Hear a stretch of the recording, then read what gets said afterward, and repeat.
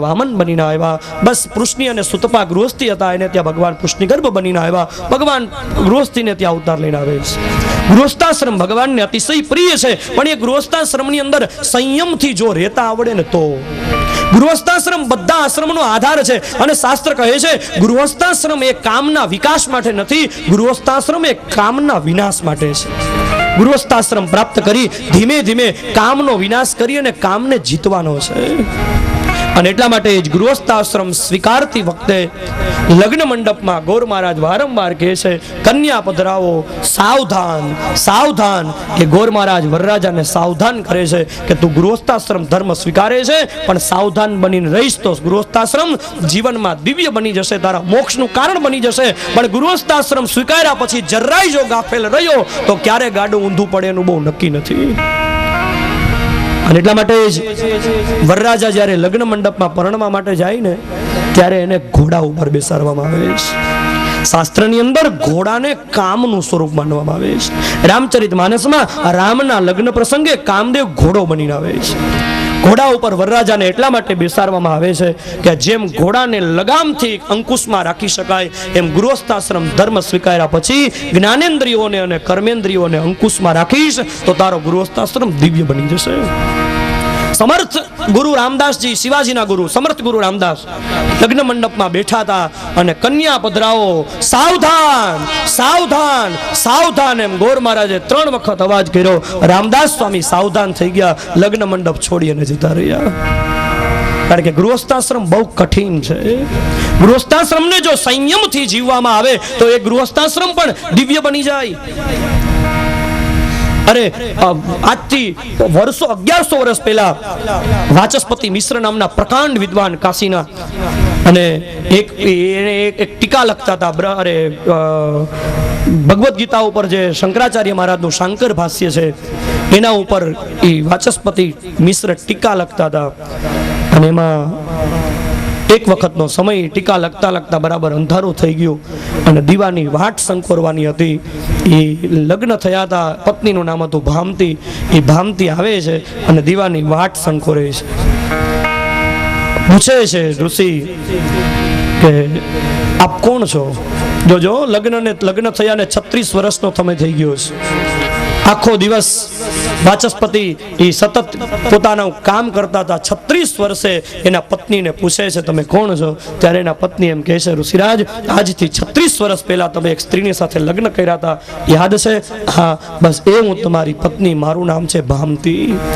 ત્યારે વાચસ્પતિ મિશ્રએ કહ્યું, ધન્ય હો દેવી, 36 વર્ષના લગ્ન જીવન દરમિયાન પણ તમે મારી પાસેથી કોઈ અપેક્ષા ન રાખી, મારા સંયમમાં અને મારા કાર્યમાં તમે આટલી મદદ કરી. આ શાંકર ભાષ્યની આ ટીકા ઉપર, આ ટીકાની સાથે હું તમારું નામ લગાડી દઈશ.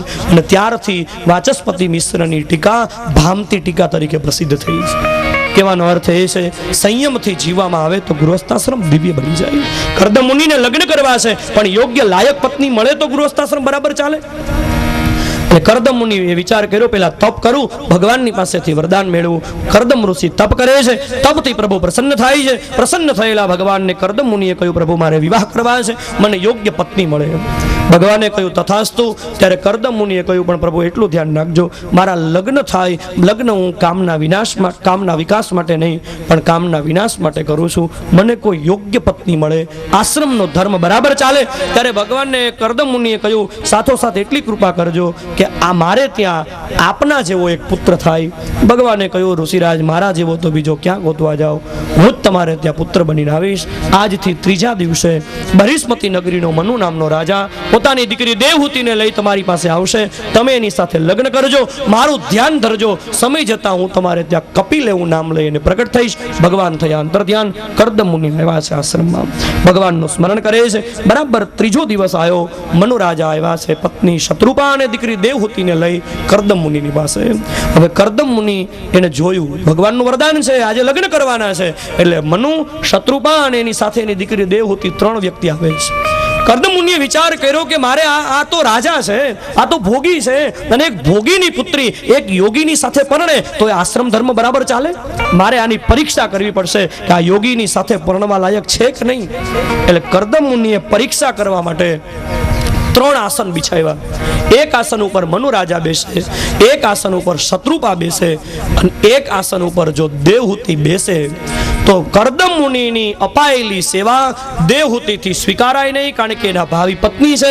સતી ધર્મ ના પાડે છે, પતિના હાથની અપાયેલી સેવા પત્નીથી સ્વીકારાય નહીં. કરદમ મુનિએ વિચાર કર્યો કે જો આસન ઉપર બેસે તો મારી સેવાનું સતી ધર્મ જાય, અને જો આસન ઉપર ન બેસે તો મારું અપાયેલું સન્માન એનું અપમાન થાય. એટલે આણે આસન ઉપર બેસવું પણ જોઈએ અને આસન ઉપર ન પણ બેસવું જોઈએ. કરદમ મુનિ પરીક્ષા કરવા માટે આસન બિછાવ્યા. કરદમ મુનિએ શત્રુપા, મનુ અને દેવહૂતિનું સ્વાગત કર્યું. શત્રુપા અને મનુ રાજા એક એક આસન ઉપર બેઠા, પણ દેવહૂતિને પ્રશ્ન થયો, આ તો મનુ રાજાની દીકરી છે. વિચાર કર્યો કે આ આસન ઉપર મારે બેસાય નહીં, કારણ કે આ મારા ભાવિ પતિ છે, એના હાથની અપાયેલી સેવા મારાથી સ્વીકારાય નહીં, અને જો નહીં બેસું તો આસનનું અપમાન થશે. શું કરવું? યુક્તિ સૂજી. દેવહૂતિએ યુક્તિ કરી, આસન ઉપર હાથ મૂકી અને બાજુમાં બેસી ગયા.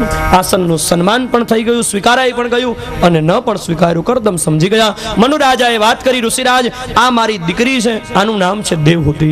પ્રિયવ્રત અને ઉતાનપાદ નામના બે આને ભાઈઓ છે, આકુતિ અને પ્રસૂતિ નામની આને બહેનો છે. આ દેવહૂતિ હું તમારી સાથે પરણાવવા આવ્યો છું, આપ આની સાથે લગ્ન કરો.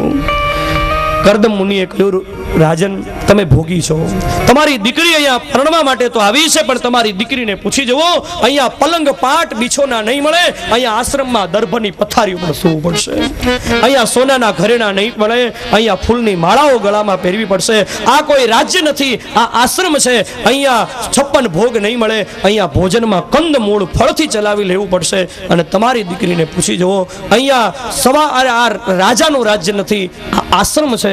હું ગૃહસ્થાશ્રમ સ્વીકારું છું, પણ મારી એક શરત છે, મારે ત્યાં એક દીકરો થશે, એટલે હું ગૃહસ્થાશ્રમનો ત્યાગ કરી દઈશ. દેવહૂતિએ અનુમતિ આપી. મનુ રાજા અને શત્રુપા દેવહૂતિના લગ્ન કરાવી કરદમ મુનિની સાથે, અને મનુ શત્રુપા વિદાય થયા છે. કરદમ અને દેવહૂતિ આશ્રમમાં રહે છે, પણ કેવી રીતે? શ્રીમદ ભાગવતજીના તૃતીય સ્કંદના 23મા અધ્યાયનો 1, 2 અને 3 આ 3 શ્લોક અદ્ભુત. હું તો ઘણીવાર કથામાં કહું છું કે કોઈ દીકરીને જ્યારે સાસરે વળાવતા હોય ત્યારે ભાગવતજીના 3 શ્લોક અર્થ સહિત લખી, બરાબર મોટું પોસ્ટર બનાવી, લેમિનેશન કરી અને દીકરીને આપવું જોઈએ. બેટા, સ્વર્ગ જો તારા ઘરને બનાવવું હોય ને તો ઘરમાં આવી રીતે જીવજો. બહુ સારી શિખામણ આપીશ. ભાગવતજીના 3 શ્લોક ઉપર જેટલું વિવરણ કરવું એટલું કરી શકાય એમ છે. દેવહૂતિ કરદમની સાથે કઈ રીતે રહીશ? મૈત્રેય ઉવાચ પિતૃભ્યામ પ્રસ્થિતે સાધ્વી પતિ ઇંગિત કોવિદા નિત્યમ પર્યચરત પ્રીત્યા ભવાનીવ ભવં પ્રભુ વિશ્રમેણાત્મ શૌચેન ગૌરવેણ દમેન ચ શુશ્રૂષયા સહૃદેન વાચા મધુરયા ચ ભો વિસૃજ્ય કામં દંભં ચ દ્વેષં લોભં અઘં મદં અપ્રમતો યથા નિત્યમ તેજિયાં સમતો હોશયા. પિતૃભ્યામ પ્રસ્થિતે સાધ્વી. મનુ રાજા પોતાની સાધ્વી જેવી દીકરી દેવહૂતિને જ્યારથી કરદમ મુનિને આપીને ગયા ત્યારથી દેવહૂતિ કેવા છે? પતિમ ઇંગિત કોવિદા. ઇંગિત એટલે ઈશારો. પોતાના પતિ કરદમને આશ્રમમાં કઈ કામ હોય તો આજ્ઞા કરવા માટે બોલવું નથી પડતું, માત્ર ઈશારો કરે ને ત્યાં દેવહૂતિ સમજી જાય છે કે મારો પતિ શું કહેવા માંગે છે. આ બધી લાયક પત્નીની બધી નિશાનીઓ છે. એક વખત એક યુવાન કબીરની પાસે આવ્યો. કબીરની પાસે આવીને કે મારે એક પ્રશ્ન છે. શું? તો કે મારી બહુ ઉંમર થઈ ગઈ છે, હવે બધા મારા સગા સંબંધી એમ કહે છે કે તારે લગ્ન કરવા જોઈએ, એટલે હું તમને પૂછવા આવ્યો છું, લગ્ન કરાય કે ન કરાય? કબીરે કીધું બેસ. સવારે આવ્યો તો બેઠો, બીજો માણસ હતો, બીજા એક પ્રશ્ન કર્યો, કબીરે એને જવાબ દીધો, જતો રહ્યો. ત્રીજો આ ઊંચો નીચો થાય, મને કાં જવાબ ન આપે? એમાં બરાબર બપોરનો સમય થયો. ફળિયામાં કબીર બેઠા હતા. કબીરનું કામ કાપડ વણવાનું, વણકર હતા. કાપડ વણતા હતા. બપોરનો ધોમ ધકતો તાપ હતો. અને ઓલાએ કીધું કે હજી તો તમે મને જવાબ દીધો, હવે તો મને જવાબ આપો. કબીરે કીધું તું બેસ તો ખરો. બેઠો. એટલે કબીરે અવાજ કર્યો, ભંડારી સાંભળું. અંદરથી પત્નીએ જવાબ દીધો, હા બોલો શું છે? એ જરાક દીવો પ્રગટાવીને આપજો તો આ દોરો તૂટી ગયો, દેખાતું નથી. બપોરનો ધોમ ધકતો તાપ અને ફળિયામાં બેઠા છે, દોરો તૂટી ગયો છે, દેખાતું નથી, દીવો આપો. એટલે એના પત્ની જઈ અને દીવો પ્રગટાવી કબીરની પાસે દીવો મૂકી અને જતા રહ્યા. યુવાનને કબીરે બોલાવીને કીધું, અહીંયા આવો, કઈ સમજાણું? યુવાન કે સમજાણું નહીં, ઉલટાનું ગૂંચવાણું. આમાં મારા પ્રશ્નનો જવાબ મને શું મળ્યો? ત્યારે કબીરે કીધું, જોઈ લે, બપોરનો ધોમ ધકતો તાપ છે, આટલું અજવાળું છે, અને છતાંય મેં કીધું કે અંધારું પડે છે, દોરો તૂટી ગયો છે, દીવો લાવો. કાંઈ પણ જવાબ બોલ્યા વગર દીવો પ્રગટાવીને જતી રહી. આવી પત્ની મળે ને તો લગ્ન કરે, નહીતર રહેવા દે. ભાઈ તમે બધા જરાક ઘરે જઈને પ્રયોગ કરજો તો. બપોરનો બરાબર ધોમ તકતો તાપ હોય ને, ફળિયામાં બેસી જવું. પછી આપણે કઈ કાપડ વણવાનું કામ નથી, એટલે આપણે બટન જોવા. ગુરુ બટન જોવા, અવાજ કરો, એ જરાક દીવો લાવજો તો બટન ટાકવું, દેખાતું નથી. અંદરથી અવાજ આવશે, આંધળા થઈ ગયા, દેખાતું નથી. આ ધોળે દીવો માંગો છે, શું મગજમાં કઈક થઈ ગયું નથી? કથામાં ગયા હતા ને, કહેવાનો અર્થ ઇંગિત કોવિદા છે, ઈશારો કરવો પડે છે માત્ર. નિત્યમ પર્યચર પ્રીત્યા દેવહૂતિ એવી પરિચારિકા છે, એવી કર્દમુનિની સેવા કરે છે કે ભવાની એવ ભવમ વિભુમ, જેવી રીતે ભવાની ભગવાન શિવની પૂજા કરે ને એવી રીતે સેવા કરે છે. કેવા છે કર્દમ અને દેવહૂતિ? વિશ્રંભેણા, પતિ પત્ની પરસ્પર વિશ્વાસથી રહે છે. દાંપત્ય જીવન વિશ્વાસના પાયા ઉપર ઉભું રહે છે. અને જેના દાંપત્ય જીવનમાંથી વિશ્વાસ નીકળી જાય ને, વ્યવહારમાંથી, ચારિત્રમાંથી, સંસ્કારમાંથી, એના દાંપત્ય જીવન નિશ્વાસ નાખતા થઈ જાય. પરસ્પર પતિ પત્નીને વિશ્વાસ હોવો જોઈએ. આત્મ શૌચેન, બહારના શરીરને નથી જોતા, અંદરના આત્માને જોવે છે. અને આપણા શાસ્ત્રોએ એવા લગ્ન જીવનની પ્રશંસા કરી છે, એવા લગ્ન જીવનના વખાણ કર્યા છે કે જે લગ્ન જીવનમાં પતિ પત્નીની જેમ જેમ ઉંમર વધતી જાય એમ પતિ પત્નીની વચ્ચે પ્રેમ વધતો જાય. એ લગ્ન જીવન તંદુરસ્ત કહેવાય, એ લગ્ન જીવન પ્રશંસનીય કહેવાય, એ લગ્ન જીવન વખાણવા લાયક કહેવાય કે જે લગ્ન જીવનમાં પતિ પત્નીની ઉંમર વધતી જાય એમ એમ પતિ પત્નીમાં પ્રેમ વધતો જાય. અને એ તો જ બનશે કે જો બહારના શરીરને નહીં, અંદરના આત્માને ઓળખો હશે. બહારના શરીરને જોશો તો પ્રેમ વધશે નહીં, પ્રેમ ઘટશે. કારણ કે ઉંમર થતા શરીર ઉપર તો કરચલીઓ પડવા માંડશે. દાંપત્ય જીવન એ તંદુરસ્ત ગણાય જેમ જેમ ઉંમર વધતી જાય. આત્માને જોવાનો. એટલા માટે લગ્ન મંડપમાં વરરાજા આવે ને એટલે કન્યાની માં 4 વસ્તુથી વરરાજાને પોખે છે. પોખડા પેલા કરવામાં આવે. શું કામ? એ 4 કટકા, 3 કટકા લાકડાના, 1 કટકો લોખંડનો. શું છે એ 4 વસ્તુ? 4 વસ્તુથી વરરાજાને પોખવાનું કારણ શું છે? 4 વસ્તુ હોય છે: ધૂસળ, મુસળ, રવૈયો અને ત્રાક. ધૂસળ એટલે ધોસરું, મુસળ એટલે સાંભેલું, રવૈયો અને ત્રાક. આ 4 વસ્તુથી વરરાજાને પોખે છે. કોઈ પૂછતું જ નથી હો કે આ 4 વસ્તુ શું છે, વરરાજાને આ 4 વસ્તુથી શું કામ પોખવાના છે? બસ આમને ચકડી મારીને વહી જાય. 4 વસ્તુ શું છે? ધૂસળ એટલે ધોસરું. પેલા વેલા સાસુ જમાઈને ધોસરું બતાવે છે. જોઈ લો આ ધોસરું. જેવી રીતે એક ધોસરામાં 2 બળદ જોડાઈને ગાડું ચલાવે ને, એમ હવે તમારે બંને સાથે મળી અને ગાડું ચલાવવાનું છે. અને 2 બળદ એક હરખા હોય ને એક હરખા પગે હાલતા હોય ને તો જ ગાડું હરખું હાલે. મારા કરતા તમને વધારે, ખેડૂત લોકોને વધારે ખબર હોય. ગાડું તો જ હરખું હાલે. જો 2 બળદ એક હરખા હાલતા હોય ને તો એક પાછળ રહી જાય અને એક આગળ થઈ જાય તો ગાડું આમ થઈ જાય આખું ધોરું, તો ગાડું હરખું ન હાલે. એક તો પેલું ધોસરાથી પોખી એ બતાવે છે. બીજું મુસળ. મુસળ એટલે સાંભેલું. સાંભેલાથી જમાઈને પોખી અને સાસુમાં બતાવે છે. જોઈ લો આ સાંભેલું. સાંભેલાનું કામ શું છે? સાંભેલાથી અનાજ ખાંડવામાં આવે ને એટલે બહારના ફોતરા કાઢી નાખે, અંદરની વસ્તુ આપે. એના દ્વારા જમાઈને એમ કહે છે કે બહારના શરીરને નહીં, અંદરના આત્માને ઓળખજો. રવૈયો. રવૈયાનું કામ છે દહીં વલોવી માખણ આપે.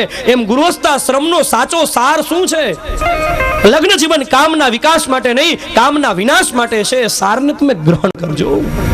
ચોથી વસ્તુ છે ત્રાક. ત્રાકનું કામ શું છે? 2 જુદા જુદા સૂતરના તાતણા હોય ને એને એક મેઘથી વણી દે.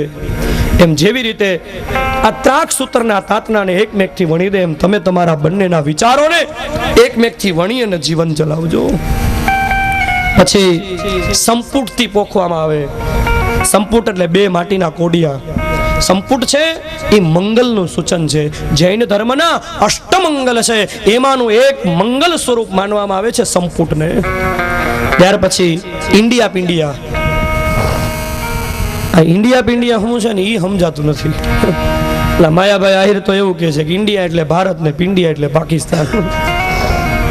મેં અમારે એક આ ગુરુ છે ને મારા કુકાવાળા, એને મેં પૂછ્યું, મેં ગુરુ આ ઇન્ડિયા પિંડિયા શું છે? કે એ હકીકતમાં શું છે એ કે એનું કારણ છે એ ચાર ઇન્ડિયા પિંડિયાથી આમ ચારેય બાજુ ઘા કરી અને જમાઈને એમ કહે છે કે તમે અમારી દીકરી હારે પરણવા આવ્યા છો, હજી તક છે, આ બાજુ રસ્તો છે, આ બાજુ ભાગી જવું હોય તો આ બાજુ ભાગી જા, આ બાજુ ભાગી હોય તો આ બાજુ વયો જા, બધા રસ્તા બતાવે છે, હજી બચી જાય.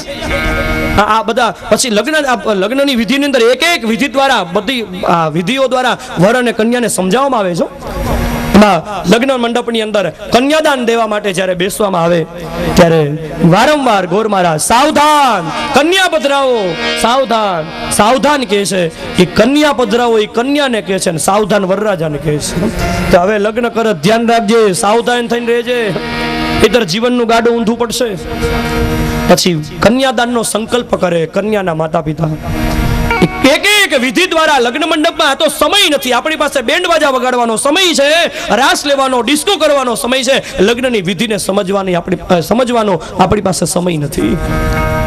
વિટમણા છે આ ભારતીય સંસ્કૃતિની. આજે નહીતર ગોર મહારાજને એમ કહેવું જોઈએ 500 રૂપિયા વધારે લઈ લેજો, બાકી અમારી દીકરીને અને જમાઈને એક એક લગ્નની વિધિને સમજાવી 2 કલાકને બદલે ભલે 4 કલાક થાય, અમે બેન્ડ વાજા ઓછા વગાડશું, અમે બીજા કામમાં ઓછો સમય લગાડશું, અમારે લગ્નની વિધિ બરાબર કરવી છે. એવું તો નથી કહેતા, એમ કહે છે ગોર મહારાજની પાસે આવીને ઝડપ રાખજો, 150 વધારે થાય લઈ લેજો, બાકી અમારે 1.5 થાય ત્યાં વળાવી દેવા છે, ઝડપ રાખજો, પછી આખી જિંદગી પછી થોડા દોડી જોઈએ. લગ્ન મંડપની અંદર કન્યાના માતા પિતા જ્યારે કન્યાદાન દેવા માટે બેસે ત્યારે કન્યાનો પિતા 5 વસ્તુ હાથમાં રાખે છે. કન્યાદાન